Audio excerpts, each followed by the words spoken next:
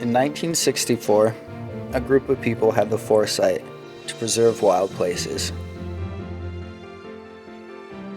For future generations, untrammeled by man, an area primeval, influenced by nature, with outstanding solitude. 50 years later, the world has changed. Will the next generation share the passion? Will we carry the torch? To find out what wilderness means for us, two groups of youth went into the wilderness, some of us for the very first time.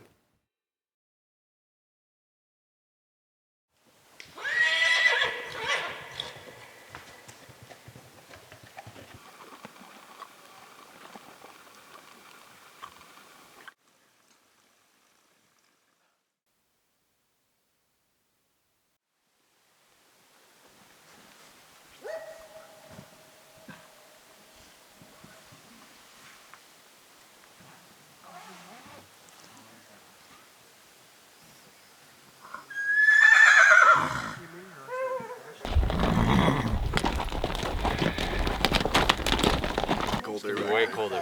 Just let us know, okay? I will. Remember, for every 1,000 feet we go, the temperature drops 10 degrees. Thought it was one. Line's always better after you go. Your tent mates, you guys might be snoring or tossing and turning, and so if there's talking in your sleep, but if there's stuff that's kind of bugging you, just talk it out together. In your sleep. In your sleep. I wish you'd quit doing that. Perfect time. I like it. So, you're going to get to know each other really, really, really well in 4 days. And, this trip into the wilderness is yours. It doesn't have to be anything other than what it really is for you.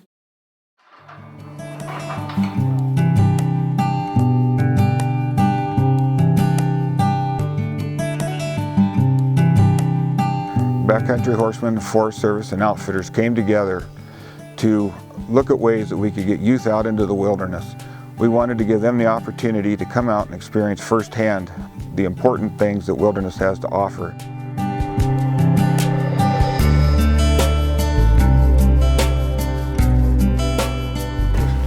Hold that and pull it up tight. Okay, and then slide it down. Yeah. Very good. Do it again.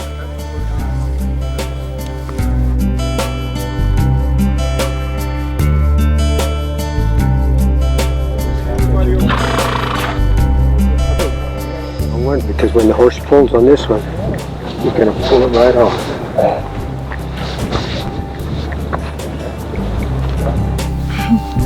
Okay, practice.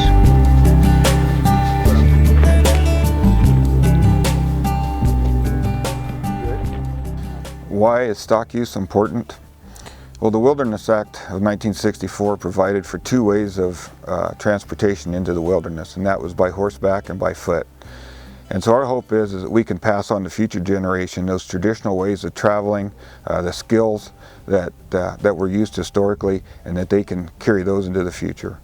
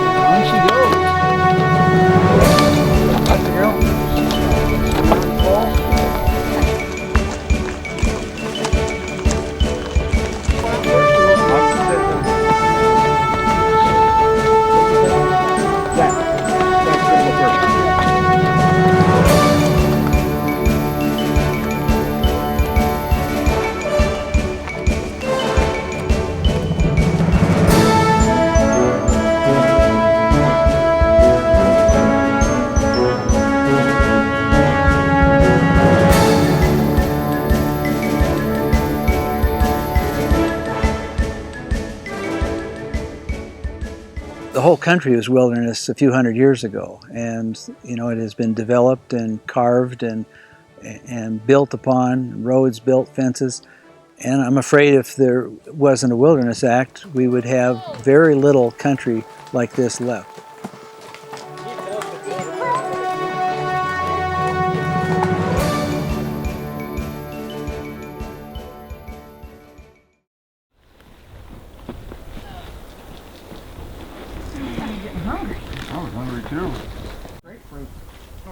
It looks like a lemon. You could, but it's kind of more of a marshy lake. But we'll be able to swim it. Wilderness is important to me because I get to hear the hush of the land while I'm out here. I don't hear planes, trains, or automobiles. I don't hear people screaming. I don't got to deal with babies or dogs or anything. It's wildlife, it's nature, it's the wind and the birds and the insects and the few people that you're out here with.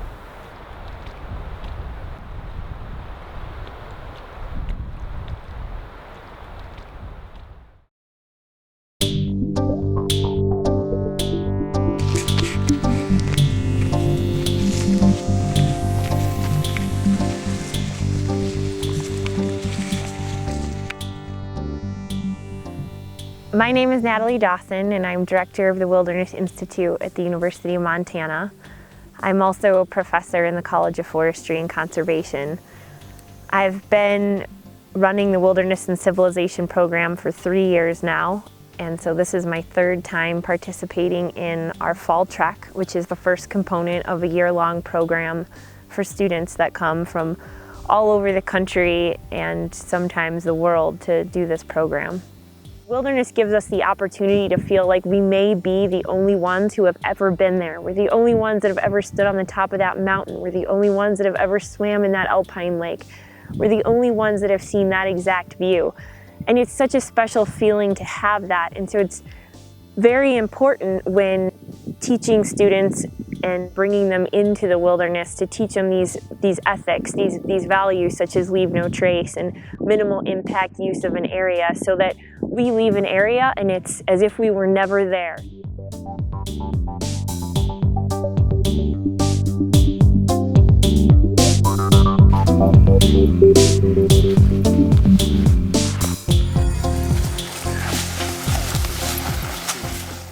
I've been on many backpacking trips, and every single time I get out, just in the wild, whether it's the national forest or in a wilderness area, they're all unique and special. And I feel like I learned so much, not just about my surroundings, but also myself. And so I think it's really important for everyone to kind of go through that kind of journey.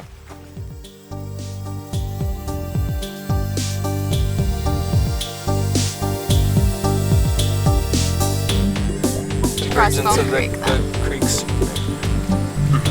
Cool, so we're probably like halfway? We're halfway.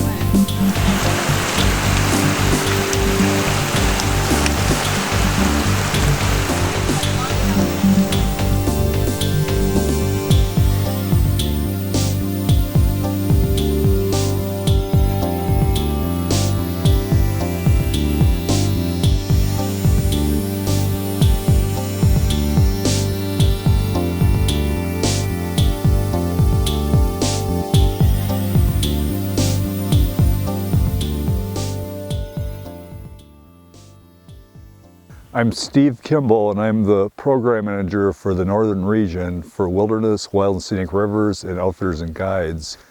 It's important for young folks to experience wilderness, not just to read about it, not just to see the pictures, because when you come out here, things change for you in a deep level often. When you come out here and see the scenery and experience the solitude, the lack of human influence, you're really visiting the earth how it once was.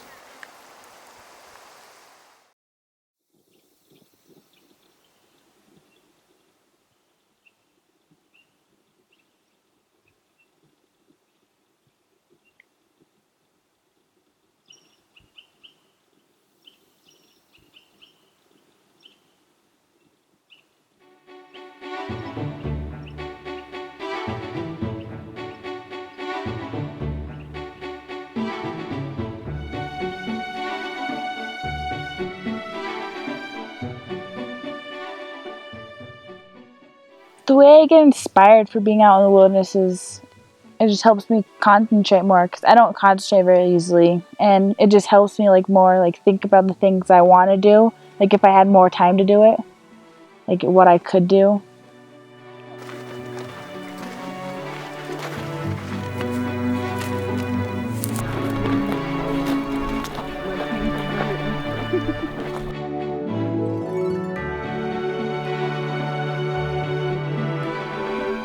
And so what we did is we came in and we set up. I get inspired a lot by around the people out here, and it inspires me to want to come out into the wilderness more.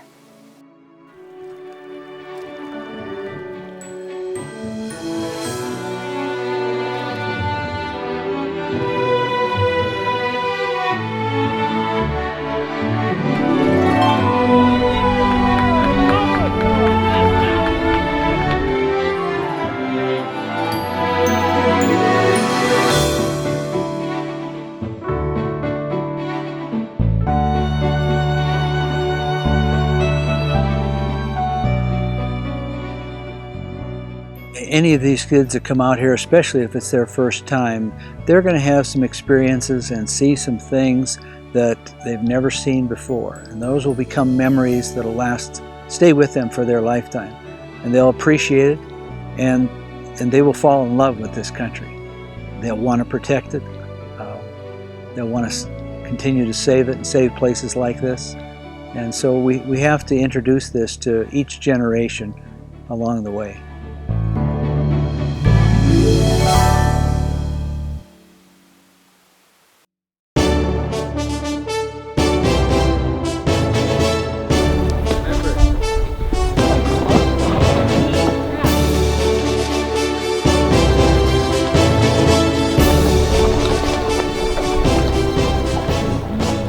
Today was awesome. We got to ride close up to Red Mountain, and it was awesome to stand in the same spot where my grandpa probably stood before.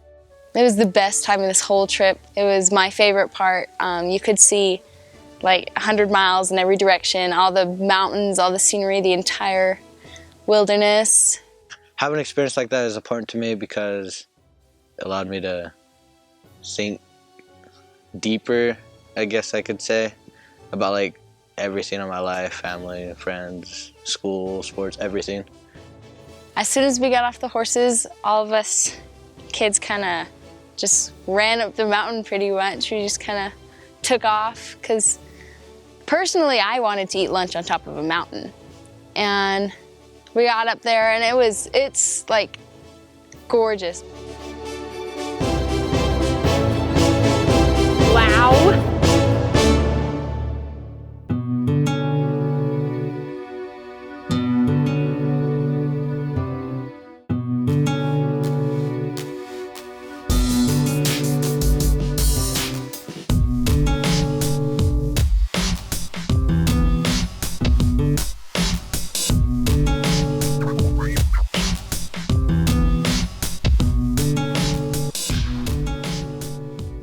I've always loved hiking and backpacking, camping, but I really got into it, I would say, like in high school. It's what I'm most passionate about, being outdoors.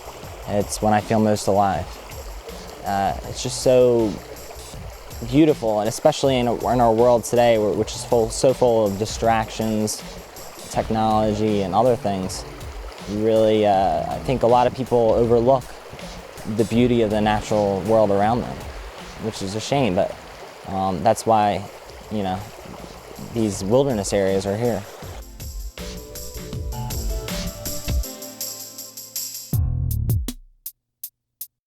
Can't believe that we have all of this. I didn't even know this existed. I literally had no idea this existed.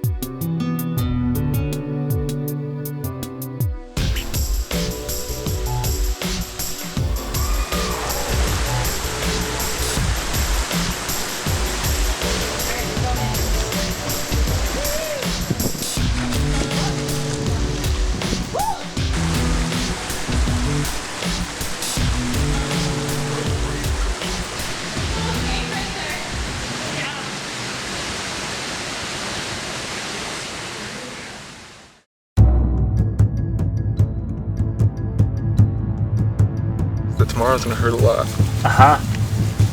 Yes, it will. Yeah?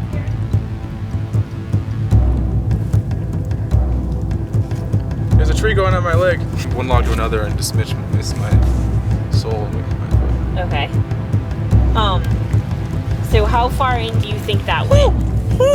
Yeah. Don't bump it if you... I don't think it's that far, because that didn't hurt quite as bad as I thought it would. Okay. Darn it. How deep do you think it is? Look at the other side. We were just hanging a bear bag. I was wearing sandals. It was getting a little bit more rugged. I was balancing on a fallen tree, and I jumped to another one, and the tree had lots of little branches sticking out, and the branch I thought would hit my bottom of my sandal, but it just came through or slipped my sandal and hit my flesh. So feeling all right. I think I'm going to be hiking out tonight because of risk of infection. So it's too bad. I can see the sharp part. Hurts quite a bit. Yeah. I think someone should pull it out. we're just gonna pull it. It's gonna hurt. Did it hurt at first? Yeah. If you want to get more than help that as I pull it. Son of a... But yeah, I'd say go slow, and if it seems like it's deeper than we think, just put it back. Don't put it back. Please don't put it back. Any further. Yeah, can somebody go grab us just some filtered water? Yeah. Drinking water, and maybe some sort of a cup.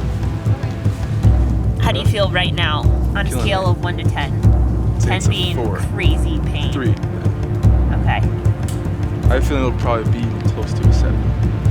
Okay, what I want you to do is tell me the scale as it moves, okay? Okay. All right. Ooh, I'm just imagining the pain. It's gonna hurt a lot. So what I want you to do is stay honest with me on your scale of pain, okay? Yep. What's it at? That's probably 6. Not everything that we do here is going to be, smiles. It's not going to be happy. Sometimes you have to hike farther and harder than you want to. Sometimes your pack is way too heavy. But basically, that's sort of what makes things. That's what makes you so excited about certain little things, like having, say, macaroni for dinner. Like that just makes you so joyful about that because your day wasn't, perfect. And that's part of it.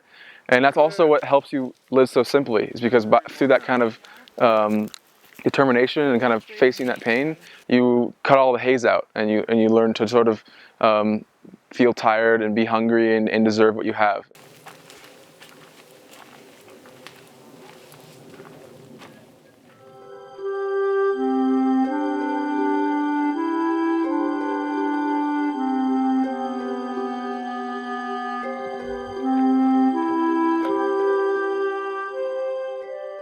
I think that kids that spend a little bit of time in the wilderness go away with an increase in self-confidence and self-esteem.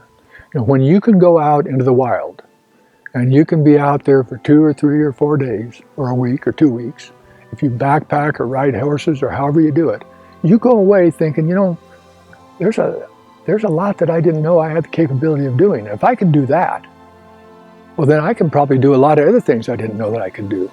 And so, I just think that one of the great things about wilderness is that it does build kids' self-confidence.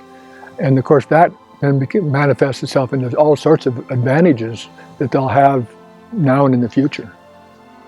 Wilderness means a lot to me because it's like a place where I can go where there's no people and I can just be by myself and alone with my thoughts. I feel resourceful. I feel like I'm not helpless. There are things I can do and I can do well. If I were out here on my own, I feel like I'd be able to survive.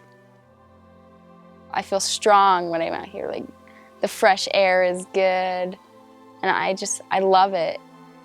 I can't really put it into words, I guess. It's a great feeling. I have more time to myself out here and more time to think rather than I would at home with mom asking me to do this, mom asking me to do that, go here for me, do this. I get inspired because I see a lot of opportunities to do things out in the wilderness. Out here it's just calm and quiet and it's peaceful. You could just come up to the wilderness and like almost automatically your mind just gets set free. That's something that'll help me, like someplace I know I can always go to be myself.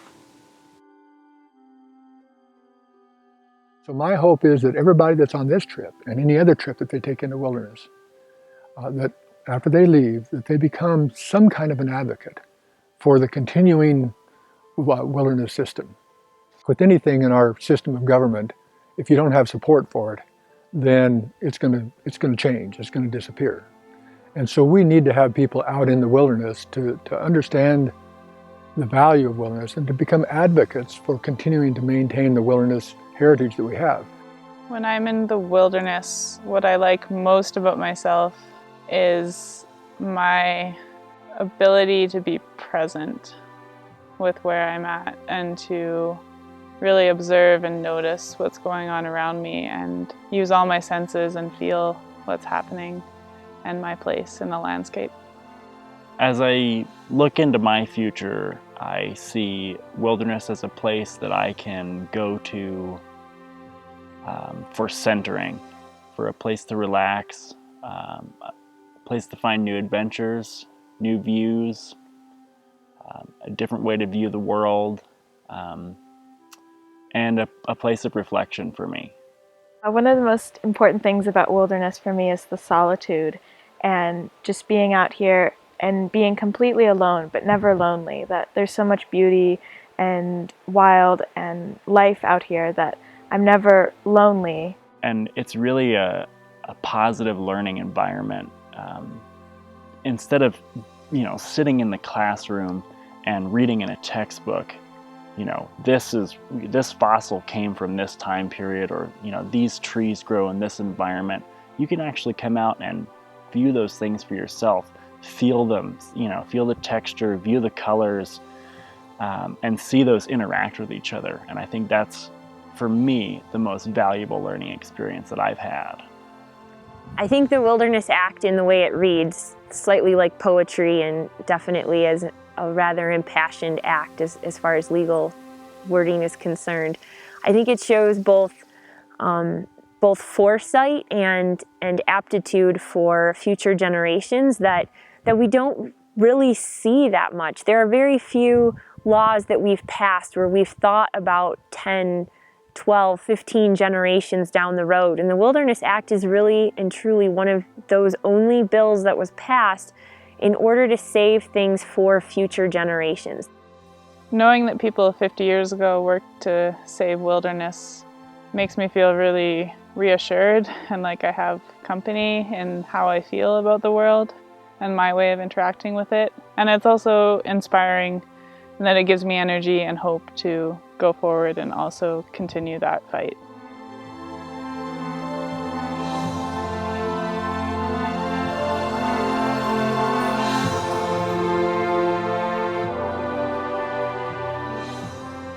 I've always felt that it's really been very important for young people to go into the mountains and see and experience wilderness, because we're getting old, and when we get old, we got to pass the baton on to somebody else that's going to carry on with wilderness.